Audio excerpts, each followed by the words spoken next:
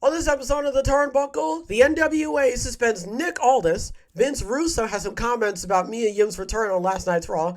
And could Cameron Grimes be one of the 6 call-ups that WWE is looking for? The answer is yes. Folks, it's time to shatter dreams into some wrestling news because it's time for the Turnbuckle.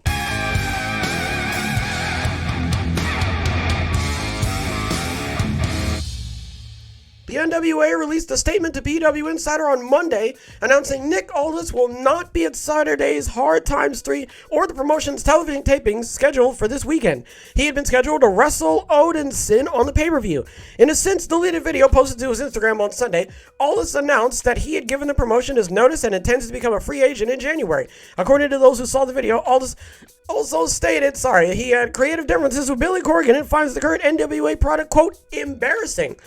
From the NWA statement, pursuant to the recent comments made by Nick Aldis, the National Wrestling Alliance has suspended Aldis from the main roster and effective immediately, Aldis will not appear for the Hard Times 3 pay-per-view and Revolution Rumble television tapings in New Orleans, Los Angeles on November 12th, 2022 and November 13th, 2022. As such, the National Wrestling Alliance reserves its right to comment on this matter at a future date.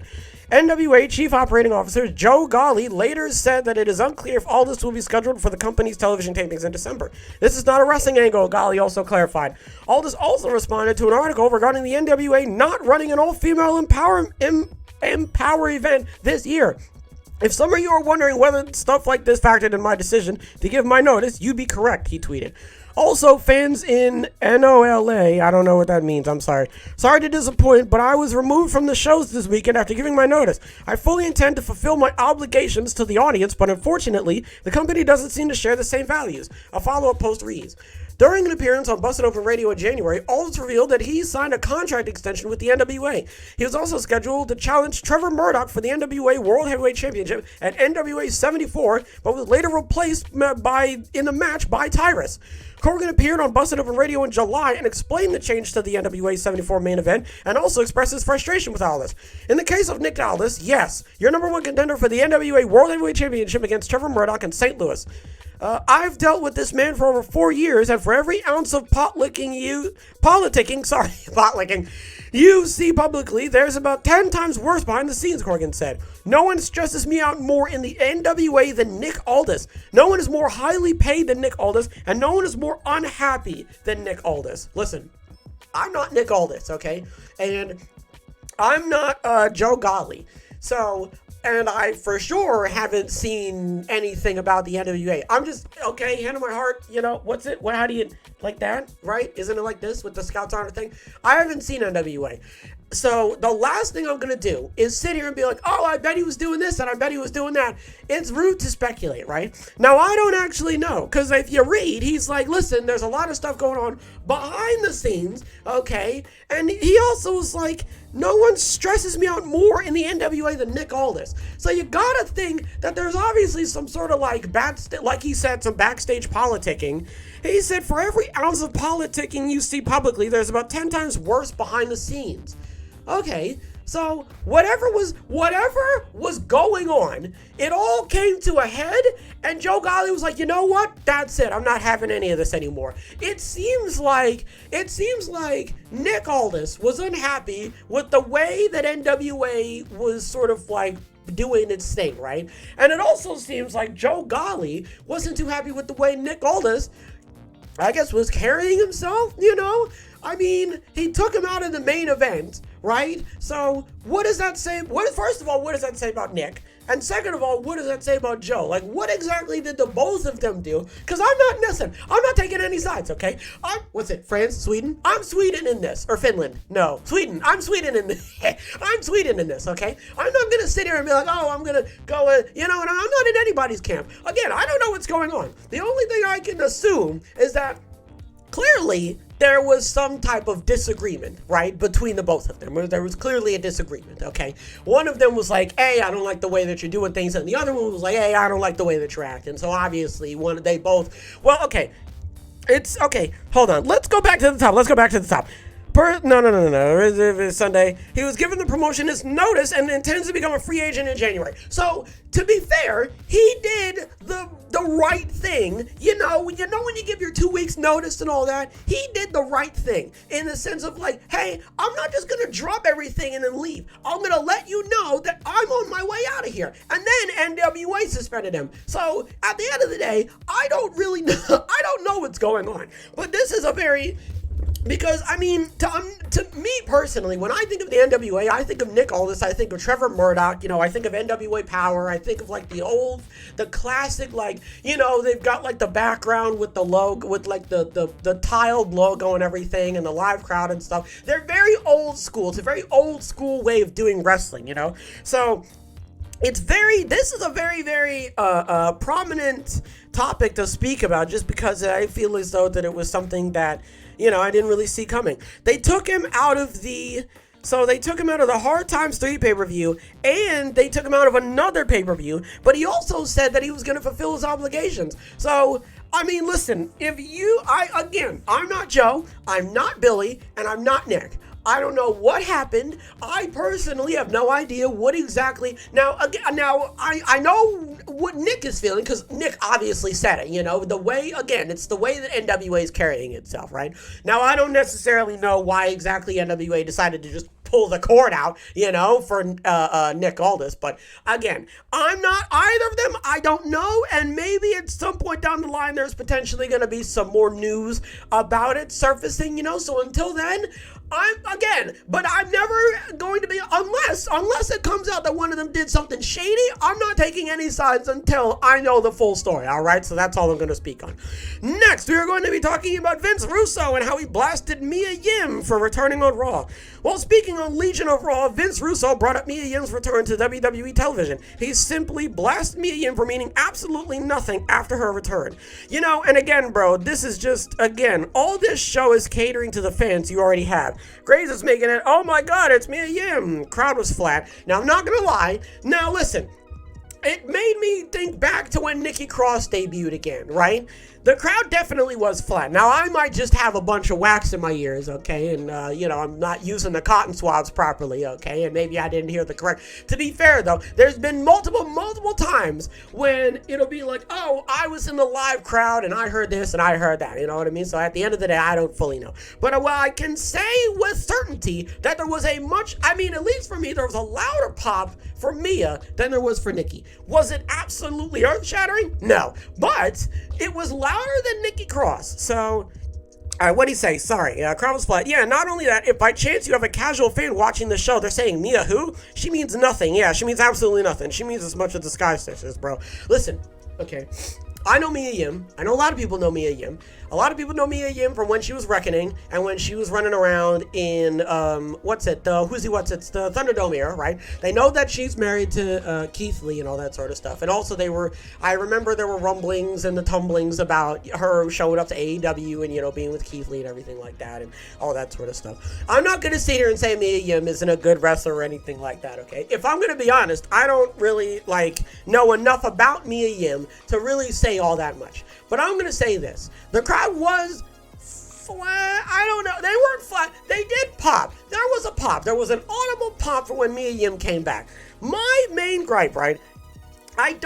Because a lot of this stuff, man, when you hear about some of this stuff, when you think about it in a vacuum, it makes sense. But you have to understand that wrestling, obviously for the most part, is predetermined. But these are real people with real lives, and there's actually things happening, right? Like, if Mia Yim, got married, it's not like some sort of, fake thing that they're doing to boost the ratings. Like, Mia Yim actually gets married. If Mia Yim actually gets injured, Mia Yim actually has to be off of TV because she's actually injured.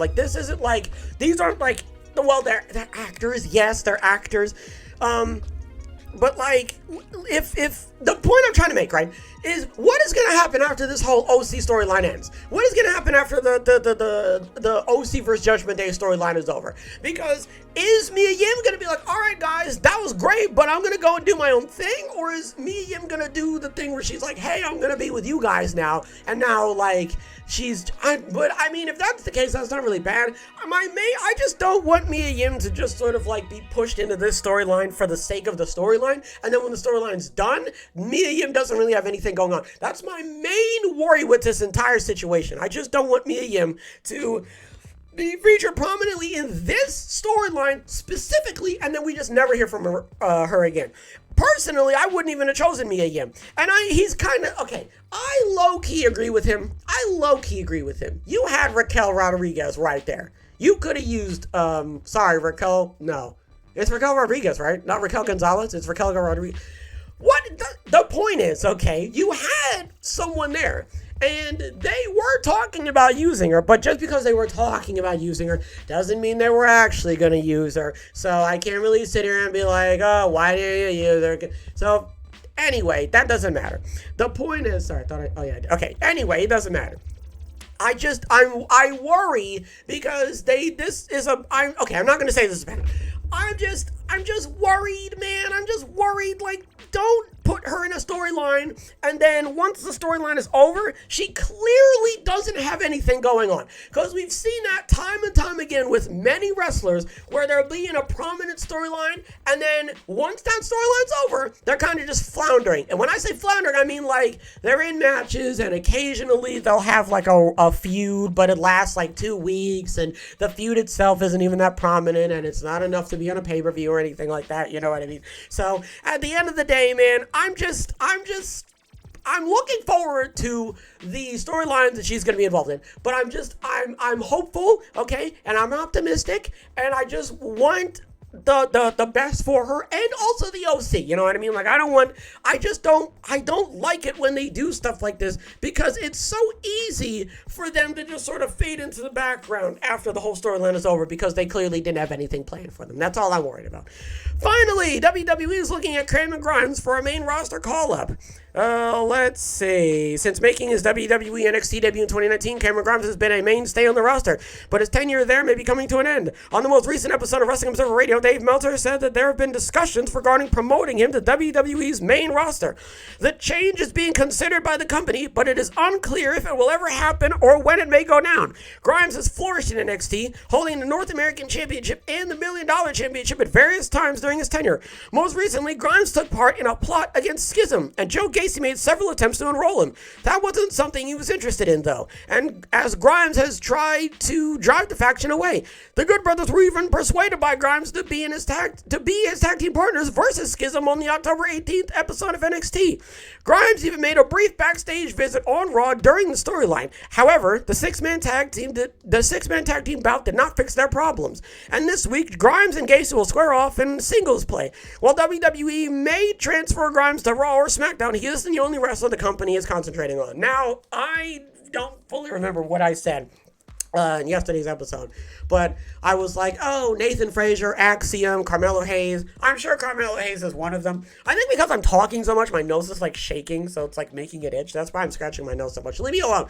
So I feel as though that, I mean, listen, considering the fact that considering the fact that Kramer Grimes flew straight over my dome piece, I'm not going to sit here and be like, oh, I bet it's this person or I bet it's that person, you know what I mean? So at the end of the day, to be fair with you, it really could be anybody. I mean, to be honest with you, I mean, I'm not even, no, I did say Alba Fire or Roxanne Perez, you know, that sort of stuff. So the point is, okay, I don't actually know. I have like no idea. Shocker, I know, okay? I mean, with a head this big, you'd think it would have a whole lot of ideas going on in it, but no, I don't actually know. But it makes sense that Kramer Grimes is one of the call-ups. It makes a lot of sense. He's got a character. I think that's one of the main things that WWE is looking for when they're doing certain stuff like this. Like, if you don't have like a very prominent character, or there isn't like anything that you've got like going on in terms of like I don't know how to put it, but like the best way I can describe it is if you don't have a character, right, then WWE is going to be like, all right, figure yourself out first, and then when you do, we will scoop you up, and then everything will be totally fine. Hunky-dory, Bob's your uncle, bish bosh, all right? Everything will be fine. So I mean, honestly, I don't know when he's going to show up. I have no idea. I mean, Mia Yim popped in, and Mia Yim wasn't even on NXT. So, I mean, I don't know. I really can't make the call. But I will say this. I am looking forward to Cameron Grimes being on the main roster. I'm looking forward to Cameron Grimes doing anything because he has a very decent character. He's absolutely fantastic in the ring. And he is wonderful on the microphone. And I love his character, and I love his gimmick, and I think it's absolutely fantastic. So, at the end of the day, boys, only time will tell where Cameron Grimes will end up and who will join him. So we'll have to wait and see. What do we talk about? NWA suspends Nick Aldis. I don't know enough about the situation, and there isn't enough about the situation that's been revealed for me to actually give any type of like, oh, this happened and that happened, and this is why they're talking about it, and blah, blah, blah. I don't actually know. I will say that it seems as there's clearly, there is a I don't like you and you don't like me, and so we're gonna do a bit of that, you know what I'm saying? So, I mean, until it really comes out that like so-and-so did this and so-and-so didn't obligate any of their contractual obligations, you know what I mean? There's not really much I can say. Mia Yim got blasted by Vince Russo for not meaning anything. Now, I'm not going to sit here and say she doesn't mean anything. She clearly means something, okay? To be fair with you, who am I? Who am I to say she doesn't mean anything? And at the end of the day, Vince, who are you to say she doesn't mean anything? Because, I mean, honestly, look where she is. And I mean, okay, but to be fair, right, but also at the same time, you're really known for being a dunce cat between the ears. So, I don't know, man. Who are we? You know, who are we to say who is Mia Yim? All right, we're just gonna leave it at that.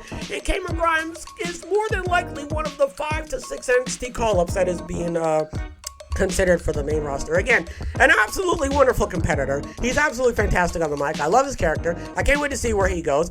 Obviously, the future is bright for Cameron Grimes, and I hope he's still spending the GameStop money that he got. Folks, that's going to do it for this episode of The Turnbuckle. I really hope everybody enjoyed this episode. Hopefully, everybody has a wonderful tonight and a wonderful tomorrow. And as always, big hugs. Big hugs all around.